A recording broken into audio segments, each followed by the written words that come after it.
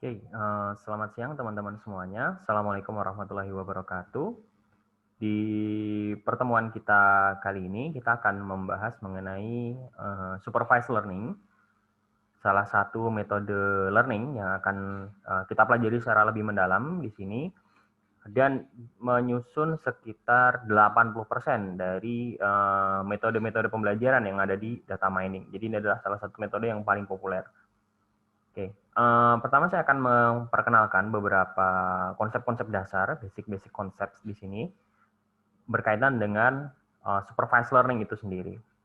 Nah, saya ingin recall apa yang sudah teman-teman pahami dari pertemuan-pertemuan kita sebelumnya, ya. Jadi kita nanti akan bermain-main dengan dataset, ya, berbagai jenis dataset. Nah, apa sih komponen-komponen dari dataset seperti yang pernah sudah saya sebutkan sebelumnya?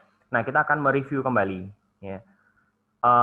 Misalnya katakanlah kita memiliki data transaksional seperti ini dalam sebuah tabel, data transaksi yang terdiri dari, katakanlah ini contohnya adalah 1000 record. Nah, jadi masing-masing baris dia adalah kita sebut sebagai record atau sampel atau tuple atau data. Ya. Nah, kemudian ini kebetulan contohnya adalah data nilai-nilai siswa selama dia SMA gitu katakanlah. Nah, kemudian kita akan memprediksi apakah dia nanti si siswa tersebut akan masuk ke jurusan apa di perkuliahan atau di universitas, ya. Nah, ini contohnya adalah misalnya dia memiliki nilai-nilai mata pelajaran matematika, fisika, ekonomi, dan sejarah. Nah, ini kita sebut sebagai atribut atau feature atau dimension, ya. Nah, di sini kita bisa melihat bahwa dia memiliki 4 dimensi atau 4 atribut. Nah, lalu jurusan ini adalah sebagai label dari masing-masing data tersebut, atau kita juga sebut dia sebagai kelas atau target. Nah, kelas atau label atau target ini nantinya bisa kita manfaatkan untuk memprediksi atau mengklasifikasi dari masing-masing data tersebut. Nah, di sini kita bisa melihat bahwa kelas atau label atau target biasanya memiliki nilai nominal, ya. Sedangkan atributnya di sini biasanya memiliki nilai numerik, atau jika dia tidak bernilai numerik, maka kita bisa mengkonversikannya menjadi numerik. Nah, kembali lagi yang sudah pernah saya jelaskan di pertemuan-pertemuan sebelumnya, bahwa teman-teman saya rasa sudah terbiasa dengan berbagai tipe-tipe data, ya. Berbagai tipe data, secara umum kita bisa membaginya menjadi 4. Yang pertama yaitu rasio, kemudian interval, lalu ordinal, dan nominal, ya. Nah, kita akan bahas secara lebih mendalam itu.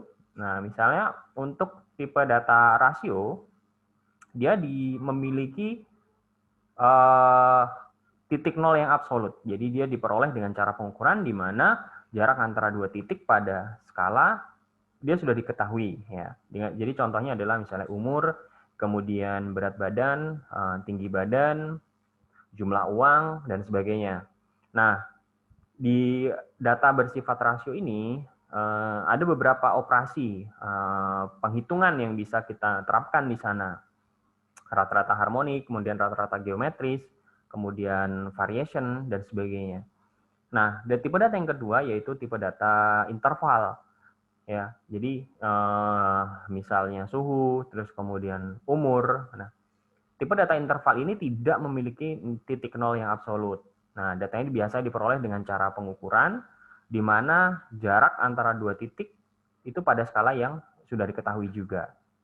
Nah, beberapa operasi yang bisa kita lakukan pada tipe data interval itu misalnya rata-rata, kemudian standar deviasi, ya kan, kemudian Pearson correlation, kemudian student t-test atau f-test, gitu.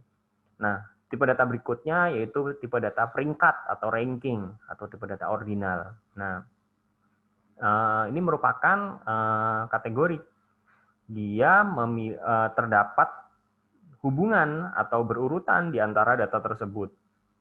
Contohnya misalnya tingkat kepuasan pelanggan, lalu misalnya tingkat pendidikan, apakah kita membagi menjadi tinggi, kemudian sedang, kemudian rendah, dan seterusnya. Nah, operasi-operasinya juga terbatas ya. Jadi misalnya median, kemudian percentiles, nah kemudian rank correlation dan sebagainya. Kita tidak bisa melakukan rata-rata di sini, kecuali kita sudah melakukan pengubahan terlebih dahulu. Nah, kemudian tipe data yang berikutnya adalah tipe data nominal atau label. Nah, ini merupakan data yang kita peroleh dengan cara kategorisasi atau klasifikasi, dan biasanya menunjukkan beberapa objek yang berbeda. Nah, contohnya adalah kode pos atau jenis kelamin. Nah, artinya misalnya tidak menunjukkan bahwa satu data pada yang nominal itu lebih baik atau lebih buruk daripada data yang lain. Misalnya pada jenis kelamin, datanya hanya ada laki-laki atau perempuan, bukan berarti laki-laki lebih baik dari perempuan atau perempuan lebih baik daripada laki-laki. Ini kan berbeda ya dengan tipe data yang lain gitu ya. Misalnya pada ordinal atau peringkat gitu ya. Peringkat 1 tentu saja lebih baik daripada peringkat 2. Peringkat 2 lebih baik daripada peringkat 3. Nah, hal yang berbeda dengan di tipe data yang nominal. Sehingga operasinya yang bisa kita lakukan di sana adalah operasi seperti modus. Apa yang sering muncul secara frekuensinya lebih banyak gitu kan. Kemudian entropi, kemudian chi-square, kemudian contingency correlation dan sebagainya. Nah, mereview lagi teman-teman beberapa metode learning yang ada di dalam data mining. Secara umum yang paling utama adalah dua, yaitu supervised learning dan unsupervised learning. Supervised learning ini akan kita bahas di sini. Kemudian unsupervised learning kita akan bahas di pertemuan-pertemuan berikutnya. Ya. Lalu merupakan irisan di antara keduanya adalah semi-supervised learning. Ya. Jadi supervised learning adalah pembelajaran terarah, pembelajaran yang memiliki guru, ada label yang betulnya. Kemudian unsupervised learning itu adalah sebaliknya, tidak terarah, tanpa guru, dan tidak memiliki label yang betul. Lalu ada beberapa metode learning yang lain yang saat ini cukup populer, yaitu misalnya reinforcement learning, yang biasa digunakan untuk memecahkan long term goal. Jadi dia mengumpulkan reward secara kumulatif sehingga pada saat long term goal dia akan bisa mencapai optimal. Nah, reinforcement learning ini akhir-akhir ini juga sangat populer ya. Kemudian ada lagi meta learning. Ini tampaknya juga sangat populer akhir-akhir ini dan menggeser popularitas dari reinforcement learning. Nah, di dalam mata kuliah ini kita akan membahas mengenai supervised learning dan unsupervised learning. Sedangkan untuk meta learning, semi supervised learning, dan reinforcement learning silakan teman-teman pelajari sendiri di luar materi perkuliahan. Namun kita bisa mendiskusikannya dalam sesi Q&A melalui Zoom meeting. Nah, supervised learning kita akan membahas lebih dalam di pertemuan kita kali ini. Perbedaannya adalah pada supervised learning itu merupakan pembelajaran dengan guru, atau kita sudah memiliki dataset yang memiliki target atau label atau kelas gitu ya. Dan itu digunakan untuk membantu model mengenali pola. Kemudian pola itu akan diterapkan pada dataset yang lain yang tidak memiliki target atau label gitu. Nah, sehingga target atau label atau kelas ini digunakan sebagai contoh. Makanya dia disebut sebagai supervised, terbimbing atau terarah. Nah, sebagian besar algoritma pada data mining yang sudah pernah kita bahas di pertemuan sebelumnya, seperti estimation, kemudian prediction atau forecasting, dan classification ini adalah supervised learning. Salah satu survei menyebutkan bahwa supervised learning ini saat ini menyusun sekitar 80% dari keseluruhan algoritma atau metode yang ada di data mining. 20%-nya lagi masih terkombinasi antara unsupervised learning, kemudian reinforcement learning, dan lain-lain. Sehingga supervised learning ini adalah salah satu bidang yang sudah sangat matang di dalam data mining. Nah, di supervised learning ini, algoritma dia melakukan proses belajar berdasarkan nilai dari variabel target yang terasosiasi dengan nilai dari variabel prediktor. ya. Kita nanti akan belajar. Misalnya, kalau di dalam contoh yang saya berikan tadi, di dalam komponen dataset, ya, variabel targetnya itu adalah jurusan apa yang akan diambil oleh seorang siswa ketika dia sudah berkuliah di perguruan tinggi. Variabel prediktornya adalah nilai-nilai mata pelajaran selama dia di SMA. Nah, kita mereview lagi, ini yang tadi kita sebutkan. Ini contohnya dataset yang memiliki label. Ya, yang label inilah yang nantinya akan kita gunakan sebagai supervision atau arah gitu ya. Jadi di dalam supervised learning, ya, katakanlah kita memiliki 1000 record seperti ini, kita nanti misalnya mengambil record 1 sampai record ke 500, ya, 500 record katakanlah yang angka jurusannya, ya, jawaban jurusannya sudah ada, itu kita gunakan untuk membangun label, membangun model, dan ini disebut sebagai training set. Nah, sedangkan separuhnya lagi kita bisa menggunakan sebagai testing set untuk mengevaluasi apakah model yang kita bangun tadi bisa memprediksi dengan betul jurusan yang akan diambil oleh seorang siswa tersebut. Nah, kemudian, apa bedanya dengan unsupervised learning?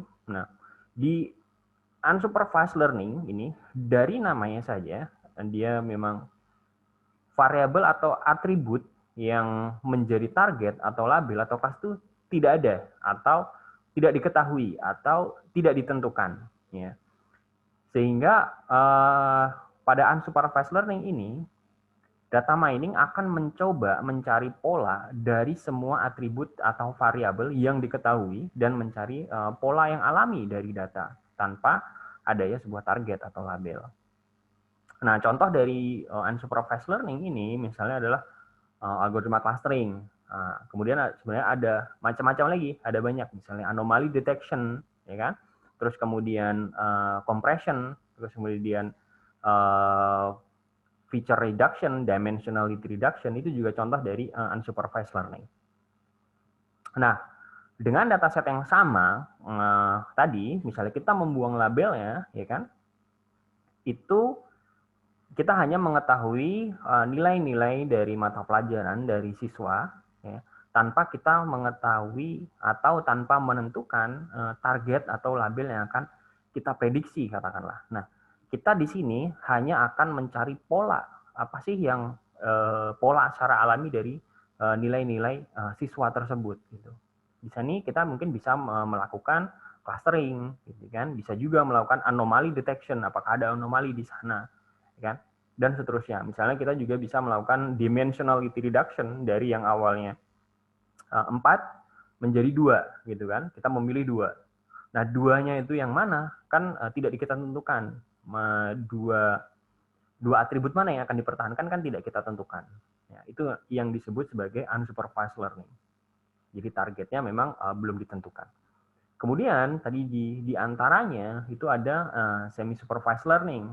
Nah, di semi supervised learning ini kita menggabungkan antara data yang memiliki label dan data yang tidak memiliki label sekaligus dalam salah satu proses pembelajaran. Nah, misalnya di sini contohnya, kalau misalnya yang bertanda plus ini kita sebut sebagai positive example, kemudian yang bertanda minus sebagai negative example, ya. Terus kemudian yang kosong itu adalah unlabel atau yang tidak berlabel. Nah, misalnya contohnya mahasiswa yang kita tandai sebagai misalnya masing-masing bulatan ini itu adalah mahasiswa, katakanlah. Nah, yang bertanda plus atau positive example ini adalah mahasiswa yang dikategorikan dikategorikan sebagai lulus, ya. Kemudian yang negatif atau ini adalah mahasiswa misalnya yang tidak lulus, kan? Nah, ini adalah plotting dari katakanlah atribut-atributnya. Nah, digunakannya pada semi supervised learning ini adalah kita beberapa data, di sini contoh data mahasiswa, itu kita mengetahui labelnya yang betul. Ya. Tapi beberapa data yang unlabel, ya, kita juga gunakan untuk menentukan boundary, untuk menentukan pembatas. Di mana sih batas antara yang positif dan yang negatif, gitu kan? Misalnya di sini kategorinya, misalnya di mana batas antara mahasiswa yang kita kategorikan sebagai lulus nantinya atau mahasiswa yang kita kategorikan sebagai tidak lulus. Ya. Nah, kenapa latar belakang dimunculkannya semi supervised learning ini? Karena dalam beberapa kasus, ya, data yang berlabel itu sulit untuk diperoleh atau mahal untuk diperoleh. Misalnya dalam bidang kesehatan, misalnya kita mau memprediksi apakah seseorang dengan kondisi tertentu dia bisa kita diagnosis memiliki penyakit AIDS atau memiliki virus HIV misalnya. Nah, di dalam kondisi seperti itu, ya, melakukan tesnya sendiri itu cukup mahal, sehingga melakukan label pada data itu mahal diperlukan. Sehingga kita dari keseluruhan masyarakat, gitu ya, itu kita hanya memiliki sedikit saja yang sudah kita bisa labelkan mana yang positif dan mana yang negatif berdasarkan berapa yang sudah mengambil tes, gitu. Sedangkan yang tidak mengambil tes itu kita sebut sebagai unlabel. Nah, ini tetap kita perlukan karena untuk membentuk boundary, untuk membentuk batasan pada diagnosa atau gejala seperti apa seseorang itu kita bisa mengkategorikan dia menderita HIV atau tidak. Gitu ya. Ini adalah contoh di mana kapan semi supervised learning itu diperlukan. Ya. Nah, sebelum kita masuk lebih mendalam, saya akan menceritakan dulu mengenai alur proses standar di dalam data mining. Dan ini merupakan referensinya dari Cross Industry Standard Process for Data Mining, CRISP-DM, di tahun 1996, yang disepakati di Uni Eropa. Pada saat kita melakukan data mining, kita memang berfokus pada data. Tapi yang perlu kita mulai adalah business understanding. Apa sih yang diharapkan dari kepentingan secara bisnis, proses bisnisnya. Nah, kaitannya adalah karena yang dihasilkan dari data mining itu adalah sebuah pengetahuan atau pola yang bermanfaat nanti untuk pengambilan kebijakan. Sehingga apa sih manfaat dari proses bisnis yang ada, apa manfaat yang bisa dikontribusikan dari pengetahuan atau pola yang diharapkan tadi. Sehingga perlu memahami ini business understanding-nya. Misalnya sebuah perusahaan atau sebuah perusahaan dia berfokus pada meningkatkan profit gitu ya. Sedangkan goal-nya adalah bagaimana profit itu sebesar-besarnya ya. Nah, setelah kita mengetahui bahwa dia targetnya adalah meningkatkan profit gitu ya, atau misalnya pada government dia akan meningkatkan customer satisfaction atau kepuasan dari masyarakat. Nah, kemudian kita melihat kita memahami apa data apa yang sudah ada gitu ya. Bagaimana misalnya respon dari customer atau bagaimana respon dari pelanggan atau bagaimana respon dari pengguna data misalnya katakanlah di BPS seperti itu. Nah, setelah kita memahami data yang kita peroleh ya, kita melakukan data preparation. Data preparation sudah saya jelaskan pada pertemuan sebelumnya, meliputi data cleaning, kemudian jika data itu ada yang noisy, kemudian kita buang dan seterusnya. Nah, setelah itu kita melakukan pemodelan ya. Memodelkan, nah kemudian kita evaluasi, setelah kita evaluasi maka bisa kita melakukan analisis dan kita menerapkan proses bisnis data mining-nya itu secara otomatis atau disebut sebagai deployment. Hasilnya akan kita manfaatkan untuk mereview apakah pola itu bisa diterapkan pada proses bisnis yang ada, baik di sebuah organisasi maupun di sebuah perusahaan atau di sebuah lembaga, misalnya demikian. Nah, ini terus berulang sampai proses bisnisnya berubah, kemudian kita mengevaluasi lagi bagaimana proses bisnis yang ada sekarang, business understanding lagi. Nah, Profesor Laros di tahun 2005 mendefinisikan bahwa secara umum data mining itu memiliki 5 peran yang utama. Di luar ini sebenarnya masih ada lagi, tapi 5 peran utama. Yang pertama adalah estimation. Yang kedua adalah forecasting atau prediction yang kaitannya dengan time series. Kemudian classification. Ya. Yang keempat adalah clustering dan kelima adalah association. Ini sudah pernah saya jelaskan di pertemuan-pertemuan sebelumnya. Nah, yang saya warnai kuning ini adalah contoh-contoh dari supervised learning secara umum. Dan kita akan fokus pada itu pada pertemuan kali ini. Sedangkan yang saya warnai sebagai biru itu adalah contoh sebagai unsupervised learning. Walaupun dalam beberapa kasus kita bisa mengkombinasikan beberapa pendekatan tersebut sehingga batas antara supervised dan unsupervised menjadi sangat tipis. Nah, dari alur proses CRISP-DM tadi yang sudah saya sebutkan, nah, tahapan apa sih yang akan kita lakukan? Nah, setelah kita melakukan business understanding, kemudian data understanding, nah, kita sudah memiliki himpunan data atau dataset. Nah, kita mencoba memahami dan mempersiapkan data melalui data preprocessing yang sudah saya jelaskan di pertemuan sebelumnya. Ada data cleaning, data integration, data reduction, baik dari sisi size-nya maupun numerosity-nya, kemudian data transformation, ya. Terus ada juga misalnya data migration dan lain sebagainya. Nah, di tahap kedua ya, dari himpunan data yang sudah kita peroleh, kita akan memilih metode data mining sesuai dengan karakter dari data yang kita peroleh. Ya. Karakter data dan juga disesuaikan dengan apa business understanding, hasil dari business understanding akan kita gunakan untuk apa data mining ini. Nah, di dalam modeling inilah kita memilih apakah kita akan menggunakan estimation, ataukah prediction, ataukah classification, dan seterusnya.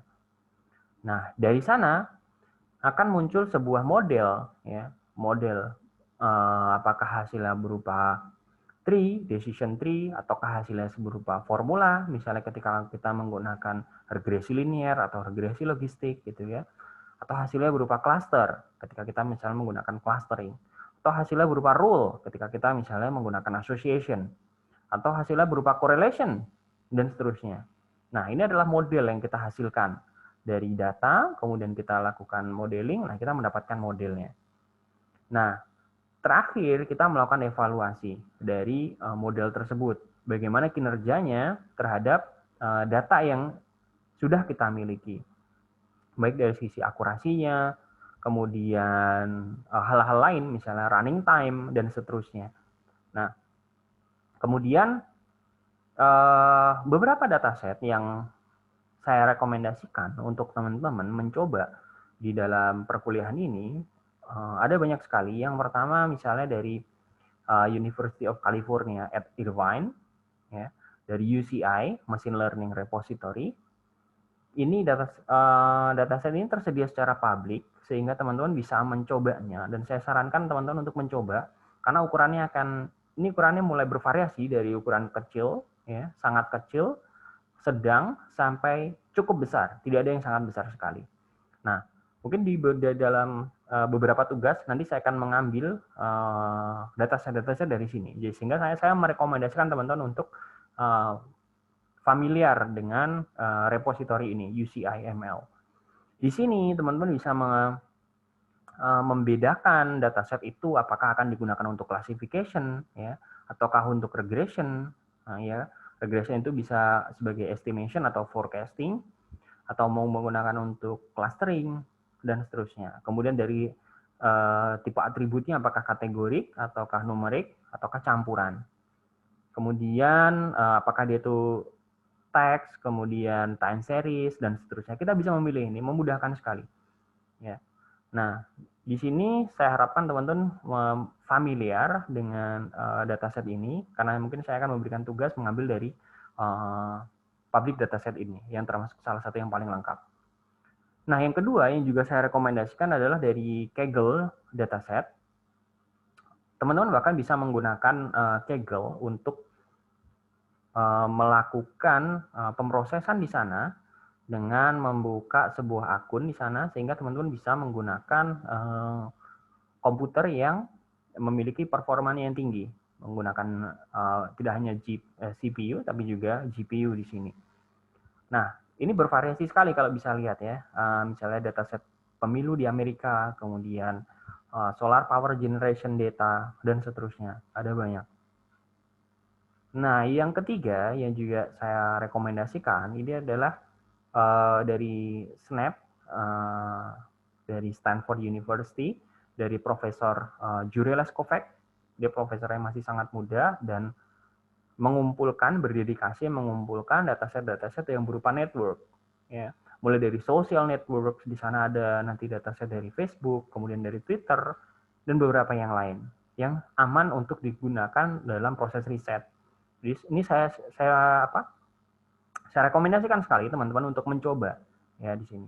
Kemudian ada communication network, kemudian citation network, collaboration networks, dan sebagainya, web graphs, dan lain-lain. Ada banyak sekali di sini. Ada kemudian road networks, internet networks, ya. Kemudian ada Wikipedia, dan lain-lain. Ini dataset yang saya bisa bilang cukup komplit di sini ya. Dan ukurannya ada yang ukuran sedang sampai yang berukuran sangat besar. Jadi teman-teman bisa memilih. Nah, berikutnya yang juga saya rekomendasikan adalah dari KD Nuggets. Mereka juga mengumpulkan dataset yang memang khusus untuk data mining, data science, dan machine learning. Nah, dan ini yang terakhir. Ketika teman-teman tidak memperoleh dataset yang diharapkan, misalnya untuk riset yang lebih mendalam dari public dataset yang tadi saya sebutkan, gunakan misalnya Google Dataset Search ya di sana. Tapi kembali lagi saya merekomendasikan untuk membiasakan diri dengan UCIML repository dan dari kaggle.com dan juga dari Stanford Snap Laboratory. Oke, kita akan membahas mengenai contoh-contoh kasus di mana sih kapan supervised learning ini dipergunakan dalam kehidupan sehari-hari. Nah, tadi sudah saya jelaskan bahwa supervised learning ini secara umum dia mencakup prediksi, kemudian estimasi, ya kan, klasifikasi, dan seterusnya. Nah, ini misalnya contohnya profiling tersangka koruptor pada pengolahan data LHKPN KPK misalnya. Ini contoh misalnya. Dari data yang kita sudah peroleh, ini adalah data transaksional ya, laporan harta keuangan penyelenggara negara. Ini adalah data transaksional ya. Dari data yang hanya bersifat informasi mentah seperti itu, kita berusaha mendapatkan pola atau pengetahuan yang akan sangat bermanfaat. Ya. Karena hanya berupa laporan harta keuangan penyelenggara negara, data itu masih bersifat mentah. Apa yang bisa kita ambil dari sana? Ya. Nah, kita bisa melakukan profiling tersangka koruptor gitu kan. Seperti apa sih profil-profil dari tersangka koruptor gitu kan. Nah, kita pertama misalnya ini contoh supervised learning, prediksi profilnya. Bagaimana profil seorang tersangka koruptor. Nah, kita di sini bisa menggunakan decision tree misalnya, klasifikasi. Nanti saya akan jelaskan di pertemuan berikutnya. Tapi ini adalah contoh bagaimana kita menggunakannya. Kemudian yang kedua, misalnya kita meramalkan jumlah wajib lapor di suatu instansi atau di suatu provinsi. Nah, dengan menggunakan metode forecasting, yaitu salah satunya neural network misalnya. Nah, yang ketiga, misalnya kita mau memprediksi bagaimana sih rekomendasi hasil pemeriksaan dari LHKPN. Ya. Nah, kita lihat hasilnya misalnya. Ini adalah contoh pola profil tersangka dari koruptor. Hanya dari data transaksional tadi, hanya dari laporan harta keuangan penyelenggara negara, ya, yang seolah-olah tidak memiliki makna, ya kan? Nah, dengan menggunakan decision tree di sini, kita bisa melihat gitu ya, apakah bagaimana dia alat transportasinya, gitu ya.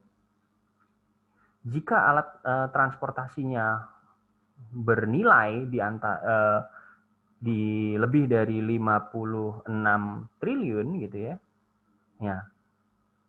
Indikasinya adalah dia koruptor gitu ya dari laporan LHKPN. Jika tidak, ya alat transportasinya kurang dari itu, nah, kita lihat jumlah total hartanya ya. apakah total hartanya itu lebih besar dari ini, dari berapa? 76 juta gitu ya. Nah, atau lebih dari itu gitu ya. Nah, kemudian kita lihat lagi bagaimana kategori jabatannya. Apakah wali kota, bupati, atau wakil, dan seterusnya. Nah, ini kan seru sekali kan? Nah, kemudian eselonnya, ya kita bisa melihat nih profil-profil tersangka koruptor. Secara umum apa sih karakteristik seorang tersangka koruptor? Hanya dari data mentah laporan harta keuangan penyelenggara negara. Nah, kita juga bisa melakukan peramalan mengenai jumlah wajib lapor di masa depan ya dari time series data laporan harta keuangan penyelenggara negara tadi misalnya. Nah, ini misalnya dari jumlah pelapornya, kemudian ini adalah prediksinya. Ya, prediksinya di masa depan seperti apa? Oh, ternyata dia misalnya meningkat gitu kan. Dan untuk di provinsi tertentu misalnya atau di instansi tertentu gitu seperti itu. Nah, terus berikutnya bagaimana kita mau merekomendasikan hasil pemeriksaan dari laporan harta keuangan penyelenggara negara lagi gitu ya. Dari bidangnya apakah dia BUMN atau BUMD, itu bagaimana nanti pola rekomendasinya hasilnya. Kemudian dari di bidang eksekutif gitu ya. Berdasarkan tingkatnya, misalnya daerah tingkat 2, daerah tingkat 1 atau daerah tingkat 2. Akhirnya nanti akan menjadi sebuah decision tree seperti ini, sehingga kita bisa melakukan rekomendasi hasil pemeriksaannya. Nah, ini kan menarik sekali. Oke, dari basic konsep tadi, saya ingin masuk ke dalam bagaimana kita memilih model. Kan tadi saya sudah jelaskan beberapa contoh-contoh penggunaan model dalam kehidupan sehari-hari. Nah, sekarang bagaimana kita memilih model dan juga mengevaluasi model tersebut. Secara umum, yang pertama adalah evaluasi pada model itu akan berbeda-beda tergantung dari task atau tugas atau role dari data mining yang digunakan. Misalnya untuk estimasi, kita biasanya menggunakan root mean square error atau RMSI, tapi juga bisa menggunakan model evaluasi yang lain, tergantung dari masing-masing tingkat, masing-masing metodenya. Tapi secara umum RMSI itu sangat sering digunakan untuk estimasi. Nah, kemudian kalau kita melakukan forecasting gitu ya, atau prediction, kita juga bisa menggunakan RMSI atau menggunakan akurasi. Ya. Yang ketiga, kalau untuk classification, yang paling umum kita menggunakan akurasi ya, dari confusion matrix. Nanti saya akan jelaskan. Nah, untuk clustering itu ada banyak sekali.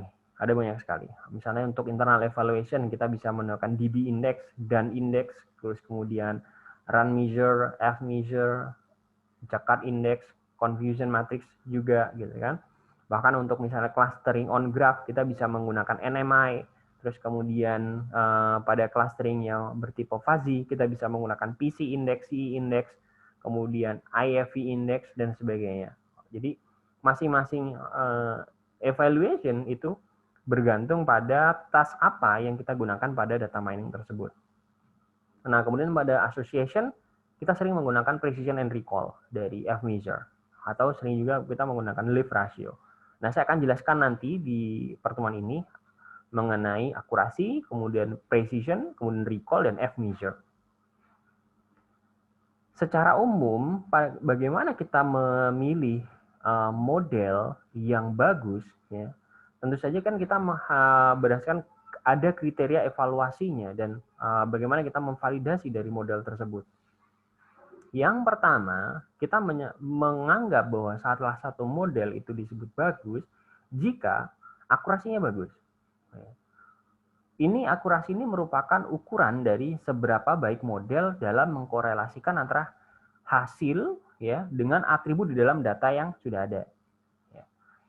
Akurasi ini artinya adalah apa yang teman-teman prediksi benar-benar ternyata seperti itu. Nah, memang terdapat beberapa macam model akurasi, nanti saya akan jelaskan. Tapi masing-masing itu bermanfaat ya. Nanti bagaimana kita memilih model akurasi yang baik untuk setiap model, nanti akan saya jelaskan. Tapi akurasi ini adalah hal yang paling sering umum digunakan untuk mengevaluasi apakah sebuah model itu bagus atau tidak. Kemudian yang kedua adalah robustness atau kehandalan. Ini merupakan sebuah ukuran di mana model data mining diterapkan jika pada dataset yang berbeda. Maksudnya adalah kalau akurasi tadi ya, kita memilih salah satu data ya, kemudian kita membangun sebuah model, kemudian kita menerapkan model kita pada data tersebut, kita mendapatkan akurasi katakanlah 95%. Ya. Tapi ketika kita terapkan pada dataset yang lain, akurasinya turun jatuh, misalnya jadi 60%, berarti model kita itu kurang handal, kurang robust. Ya. Makanya kehandalan ini fokusnya adalah bagaimana performance dari sebuah model itu pada dataset yang berbeda-beda. Nah, model data mining yang robust atau yang handal itu jika dia bisa melakukan generalization atau bisa menghasilkan pola umum yang sama, ya terlepas dari data testing yang disediakan. Maksud saya adalah kalau data kita, kalau model kita itu memiliki kehandalan yang bagus, sehingga dia harus bisa melakukan generalization, bisa membangun sebuah pola umum.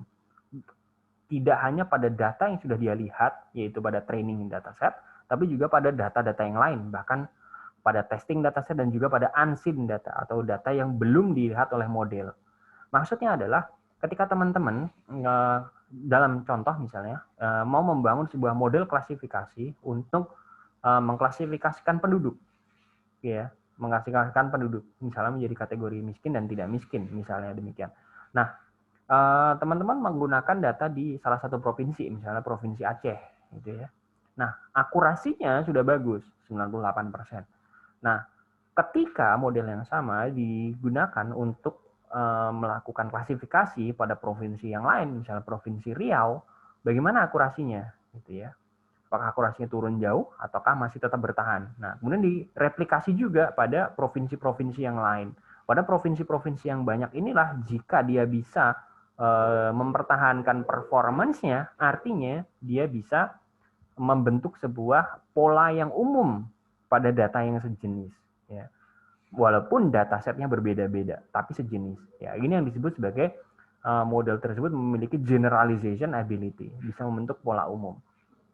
Yang ketiga yaitu utility atau kegunaan. Artinya adalah ini mencakup beberapa metrik atau ukuran yang mengukur apakah model tersebut bisa memberikan informasi yang berguna. Artinya, misalnya kita membangun sebuah model, ya, misalnya katakanlah model clustering, gitu ya. Model clustering, kita ingin mencari pengelompokan secara alami dari sebuah data. Ya. Ketika kita mengaplikasikan sebuah metode clustering pada salah satu dataset, ya, hasilnya itu harus bisa berguna, gitu ya, atau mudah dipahami. Ketika datanya kurang mudah dipahami, sehingga polanya tidak terlihat dengan jelas, sehingga model tersebut kurang berguna, gitu ya. Misalnya begini, dalam kita misalnya menggunakan metode clustering, gitu ya, kita berharap bahwa antara satu cluster dengan cluster yang lain dapat dipisahkan dengan jelas, dengan mudah, ya. Tapi ketika model kita menghasilkan cluster yang antara satu cluster dengan cluster yang lain itu sulit untuk dibedakan, artinya model kita kurang berguna atau sulit untuk dipahami, ya. Nah, tiga hal ini adalah tiga hal yang berat. Performance mengukur dari akurasi, kemudian kehandalan dan kegunaan, ini ada tiga hal yang berat. Tentu saja ada salah satu yang akan dikorbankan, ya. Misalnya kita fokus pada kehandalan, gitu ya. Kehandalan berarti kita ingin membangun sebuah model yang dia itu bisa membangun akurasi yang cukup bagus untuk seluruh provinsi misalnya, ya. Nah, itu mungkin kita hanya akan mendapatkan akurasi katakanlah misalnya 85%, tapi secara umum 84, 85, 86% untuk seluruh provinsi. Atau kita membangun sebuah model yang akan bagus sekali hanya untuk provinsi Aceh, tapi 98%. Kita sulit ini untuk mendapatkan kedua mengkombinasikan di antara 3 kriteria evaluasi ini. Ya, memang ini adalah sebuah trade-off, sehingga teman-teman akan sulit untuk mendapatkan ketiga performance yang bagus ini pada 3 kriteria ini, sehingga kita biasanya menyeimbangkan gitu, mana yang akan menjadi fokus kita. Tapi yang terbaik tentu saja adalah yang bisa seimbang di antara ketiganya ini. Oke, nah tadi saya sudah jelaskan mengenai ukuran-ukuran dari akurasi. Nah, kita sekarang akan belajar lebih dalam bagaimana sih menghitung dari akurasi tersebut. Sebelum kita belajar mengenai akurasi, saya ingin menjelaskan dulu mengenai confusion matrix. Ya.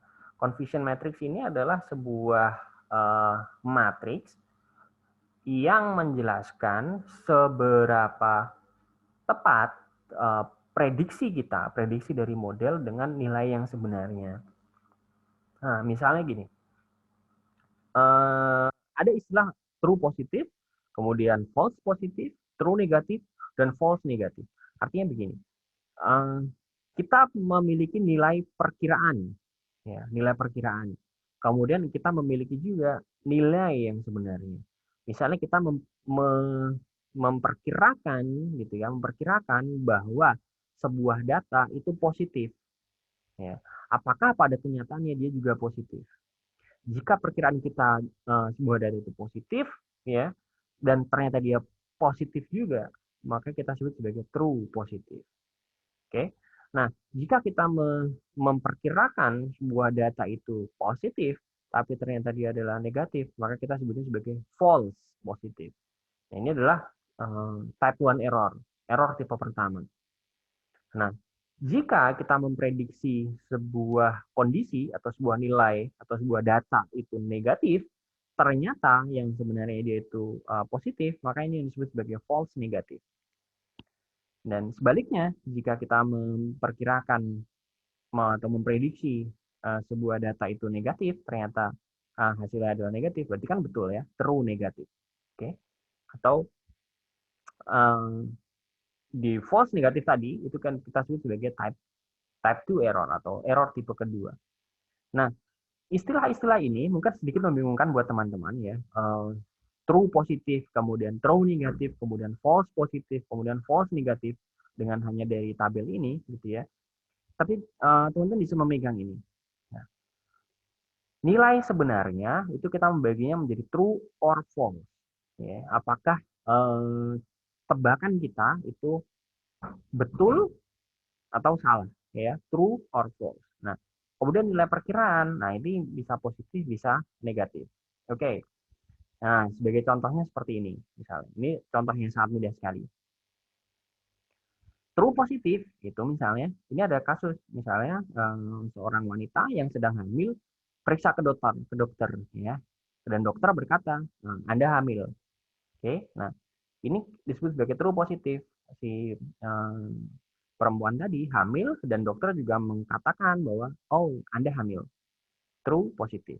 Hamil dan disangka hamil. Oke.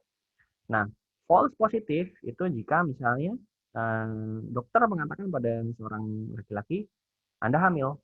Nah, ini kan false, ya kan? Dia memprediksi positif nih, positif hamil, ternyata dia sebenarnya ya nggak hamil gitu kan laki-laki. Ini adalah type 1 error. Kemudian untuk false negatif itu, nah false negatif itu ketika misalnya seseorang itu sebenarnya hamil, tapi dokter mengatakan Anda tidak hamil. Nah, ini adalah tipe 2 error. Nah, true negatif sebaliknya. Dokter mengatakan pada seorang laki-laki Anda tidak hamil. Nah, ini kan true, ya kan? True tapi belongs to negatif untuk kasus kedua. Sebenarnya dalam hal ini teman-teman bisa mengganti istilah positif dan negatif menjadi dua kelas yang lain, gitu ya. Misalnya lulus dan tidak lulus, oke?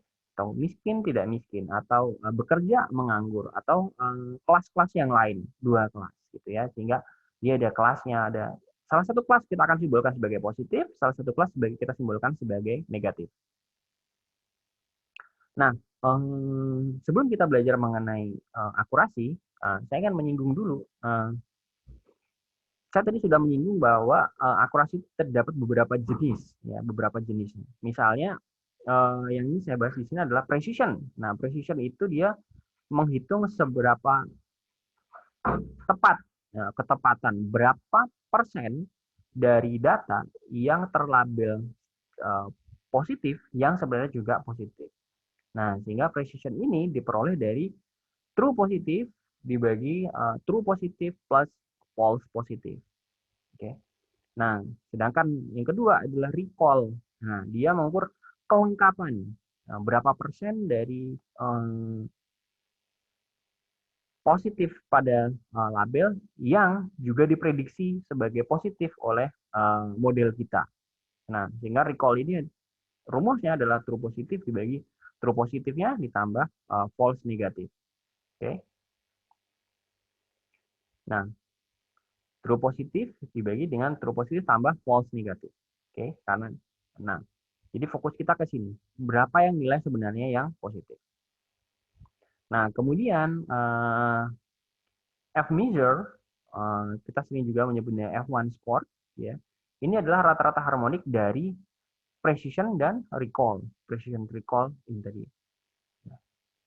Kemudian ini adalah F-beta. F-beta ini merupakan tertimbang ukuran tertimbang dari precision dan recall. Jadi sebenarnya ini sama dengan F1 score, hanya saja merupakan tertimbang, ya, dengan kita memilih salah satu nilai beta, ya, kemudian kita memasukkannya ke dalam si algoritma ini, ke dalam formula ini, sehingga itu akan menjadi sebuah penimbang. Nah, ini adalah contoh kapan kita model kita disebut akurat dan kapan model kita disebut sebagai precise.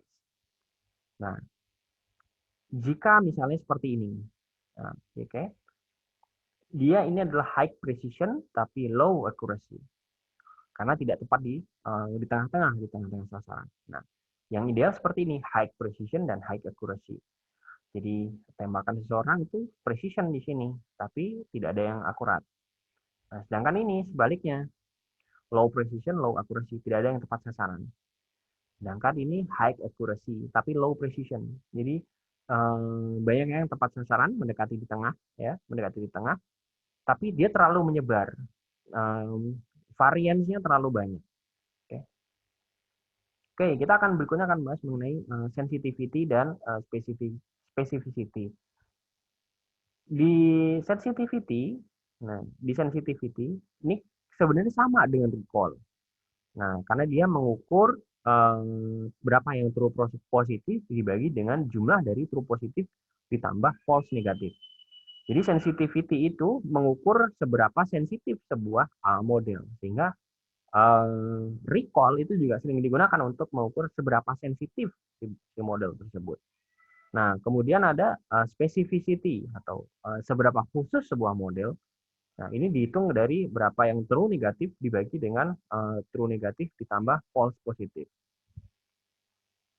Oke, berikutnya adalah sebenarnya kita bisa kalau menjelaskan dengan menggunakan sensitivity dan specificity dari kebermanfaatan sebuah model.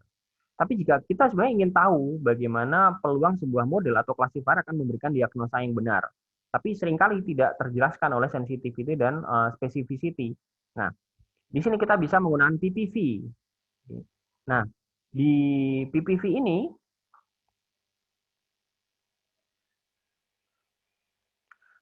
pada PPV ini kita melakukan, ini adalah proporsi dari berapa yang true positif, ya, dibagi dengan jumlah yang true positif ditambah dengan false positif. Nah, sebaliknya untuk NPV atau negative predictive value itu adalah true negatif dibagi dengan true negatif ditambah false negatif. Nah, berikutnya teman-teman adalah ROC atau receiver operating characteristic. Ini sudah pernah saya jelaskan pada pertemuan sebelumnya, ya, atau area under curve gitu. Nah, semakin bagus sebuah model gitu ya, itu kalau misalnya kita memplot ke dalam dua koordinat seperti ini, yang ke atas adalah true positive rate, kemudian yang ke samping adalah false positive rate, model itu akan semakin bagus ketika dia akan semakin lengkung ke atas atau true positifnya semakin banyak, ya kan? Nah, model akan dianggap sebagai kurang bagus ketika dia mendekati yang diagonal seperti ini.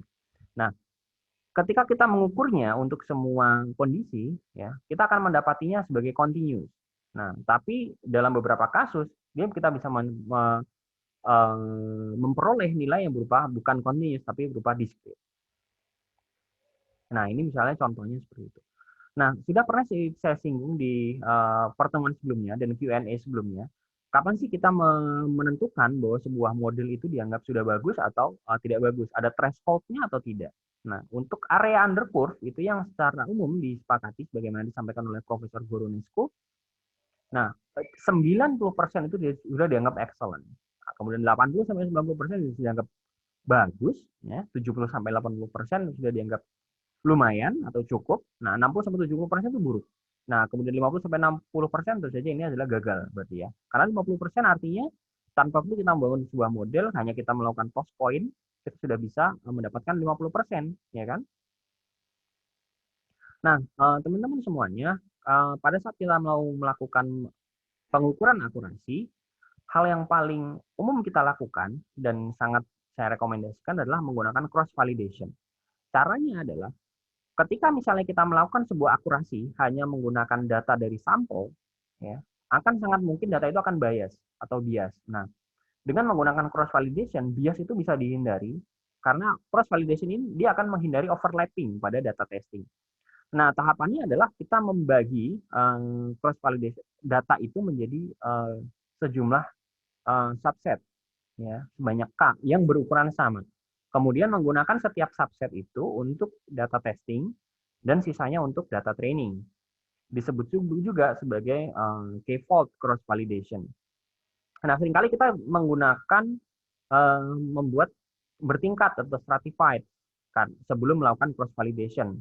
Karena stratifikasi itu akan mengurangi variansi dari estimasi. Saya akan jelaskan. Nah, kita memiliki sebuah data, ya, sebuah data, katakan berukuran sebagai 10 juta, gitu kan. Kita akan membaginya menjadi 10 subset, 10 subset secara acak, gitu kan, yang berukuran masing-masing 10-nya atau kan katakanlah 1 juta, gitu kan. Sehingga kita akan memiliki 10 subset yang berukuran 1 juta masing-masing. Nah, di eksperimen pertama, kita melakukan training pada 9, ya, pada 9 subset yang lain, kemudian melakukan testing pada subset yang berwarna biru. Oke, subset yang pertama. Nah, katakan kita memperoleh akurasi 93%. Pada eksperimen yang kedua, sebaliknya. Jadi, kita menggunakan subset pertama, kemudian subset ketiga sampai ke 10 sebagai training, kemudian kita melakukan testingnya pada subset kedua. Nah, kita mulai akurasi 91%. Pada eksperimen ketiga, kita melakukan training ya pada subset pertama dan kedua, kemudian subset keempat dan sampai ke 10, dan kita melakukan testingnya pada subset ketiga. Nah, kita mendapatkan akurasi katakanlah 90%. Demikian seterusnya sampai kita sampai di eksperimen ke-10. Sehingga akurasinya akan kita melakukan rata-rata 92%. Sehingga kita akan terhindar dari bias bahwa akurasi yang kita peroleh hanya kebetulan pada salah satu subset data, ya kan? Karena jika misalnya kita melakukan training pada salah satu subset pada data, kemudian kita melakukan testing pada subset data yang lain, akan dimungkinkan bahwa kebetulan training kita itu adalah data yang bagus, sedangkan testing kita itu data yang jelek. Misalnya seperti itu, atau sebaliknya. Nah, dengan menggunakan cross validation seperti ini, hal tersebut bisa dihindari. Nah, cara yang paling standar itu kita sebut sebagai tenfold atau 10 kali cross validation-nya. Nah, mengapa? Karena ada salah satu paper yang melakukan uji coba secara eksperimentalis dan melakukan pembuktian secara matematik bahwa tenfold ini adalah pilihan yang seimbang antara kita memperoleh hasil yang akurat dan running time yang bagus. Nah, tenfold cross validation ini akan melakukan pengulangan pengujian sebanyak 10 kali, ya, sehingga hasil pengukurannya adalah nilai rata-rata dari 10 kali pengujian seperti yang saya sampaikan sebelumnya. Tapi perlu dipahami bahwa tenfold cross validation ini, pemilihan angka 10 ini dianggap berlaku secara general, walaupun dalam beberapa kasus, misalnya beberapa data tertentu atau beberapa metode tertentu, mungkin kita membutuhkan ukuran yang bukan 10. Tapi secara umum yang bisa teman-teman gunakan adalah ukuran 10 atau tenfold. Sehingga membagi menjadi 10 dan mengulang eksperimen sebanyak 10 kali. Nah, ini adalah tools data mining yang saya rekomendasikan untuk teman-teman gunakan. Untuk programmingnya bisa menggunakan R atau Python. Dan untuk aplikasinya, sebenarnya saya merekomendasikan menggunakan salah satu antara RapidMiner, yang education version tentunya, itu adalah yang free. Kemudian atau WK, dia juga free dan open source. Nah, jika ingin teman-teman menggali lebih dalam beberapa metode-metode yang sudah diterapkan dalam bentuk aplikasi. Sedangkan untuk ketika teman-teman ingin menggali lebih dalam dari sisi programming ya, teman-teman bisa menggunakan R atau Python dan di sana tersedia banyak library yang mendukung untuk itu. Oke, demikian untuk pertemuan kita kali ini. Silakan teman-teman siapkan untuk pertanyaan. Kita akan diskusikan secara bersama-sama pada Q&A session di Zoom meeting. Oke, terima kasih. Saya akhiri dulu. Assalamualaikum warahmatullahi wabarakatuh.